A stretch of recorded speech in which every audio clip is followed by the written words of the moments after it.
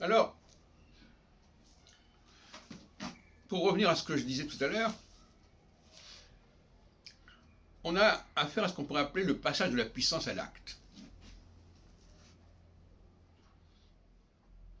Quand il y a un homme et une femme, il y a une problématique de la puissance à l'acte.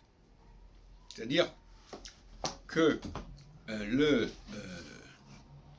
il faut aider l'autre à passer de la puissance à l'acte. La femme, par exemple, elle a une puissance procréatrice, mais pour qu'elle passe à l'acte, il faut que l'homme intervienne. Il faut un catalyseur. De la même façon, l'homme a une puissance créatrice, à un autre niveau, mais il faut, pour que ça se réalise, un catalyseur pour qu'il y ait un passage de la puissance à l'acte. Voilà, donc, toujours encore une fois, c'est ce niveau ternaire, ce qui est potentiellement là. Le catalyseur va faire que ce qui est potentiellement là puisse s'incarner, puisse se réaliser. Et on peut parler aussi de motivation. Le mot motivation étant lié à la notion de mouvement, de motus, de mobilité.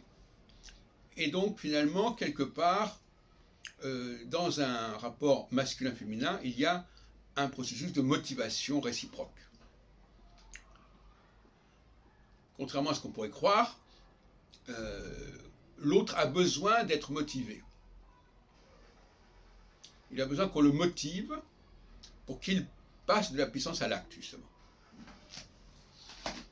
Qu'on le pousse, qu'on le déclenche, qu'on l'impulse. Et cette compréhension de cette